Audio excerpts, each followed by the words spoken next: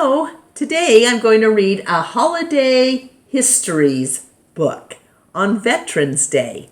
And we celebrate Veterans Day in November, every November 11th. So here's the title page, Veterans Day by Tamim, Ansary. And it is published by Heinemann Library. And this is a non-fiction book, meaning it's not fiction. It's going to give us facts about Veterans Day. We start with the contents page. The contents page gives us the chapters or the sections of the book and what page they begin on. A Day for Veterans. November 11 is Veterans Day in the United States. A crowd has gathered in the park to watch a parade. Many people think this is just another day off from school or work. But Veterans Day means much more to these people. That is because they are veterans themselves. What is a veteran? A veteran is someone who has been in the armed forces. Many of these veterans fought in wars.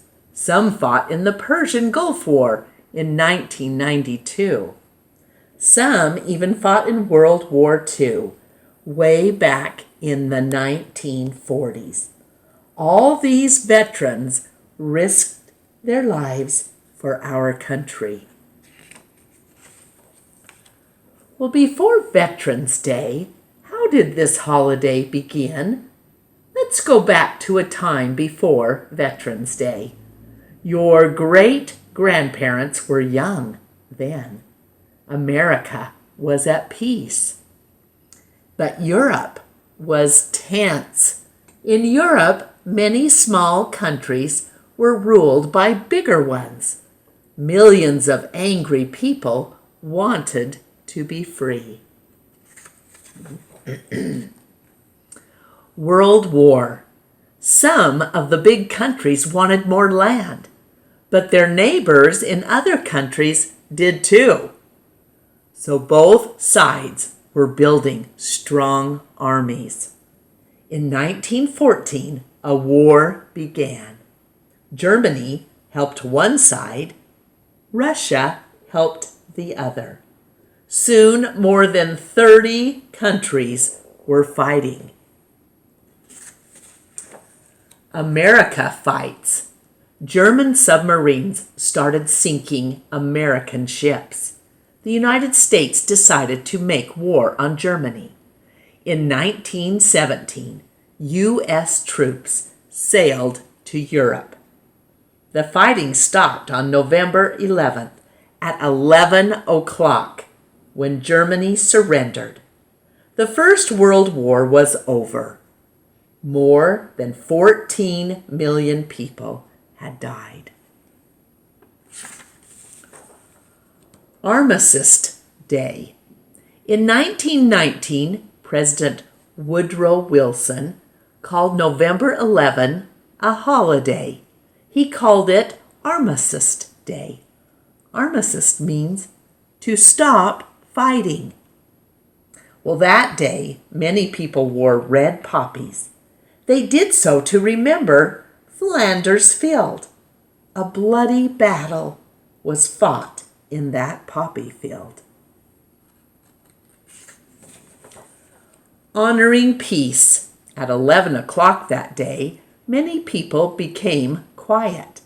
They kept silent for 2 minutes. This was a way to honor the peace.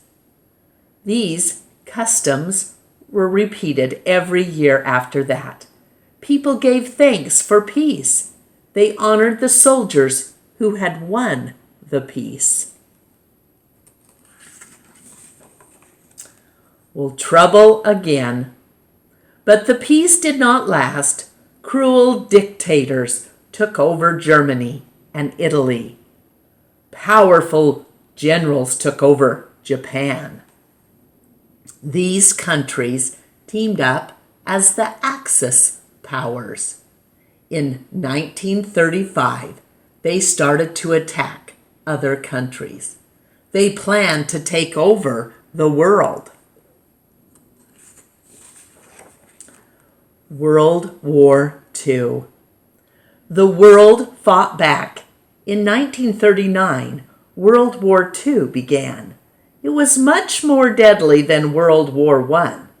Armies had more powerful guns now. The war spread all over the world. There was fighting in 57 countries.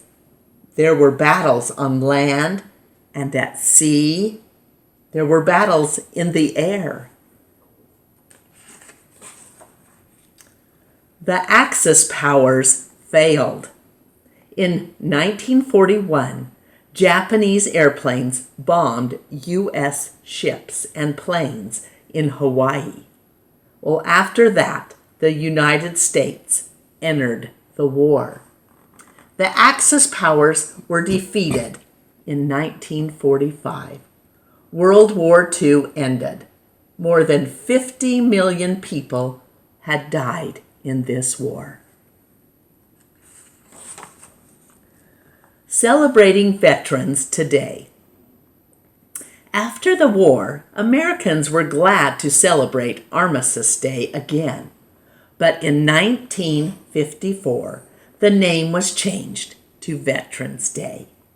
Now, on Veterans Day, we celebrate all our veterans. Most of all, we honor those who died. We thank them for all that we have. They gave all that they had. Our armed forces. Today we have a powerful Army, Air Force, and Navy. We have the Marines and the Coast Guard. We stay ready even when there is no war. Our forces help keep peace in troubled places. We hope they can stop another war from starting. The 11th hour. The parade is over and the crowds are gone, but one veteran stays. This man loves peace because he has seen war. That is why he stands here on the 11th day, on the 11th hour, the 11th month. The 11th hour strikes at last. The veteran bows his head and falls silent.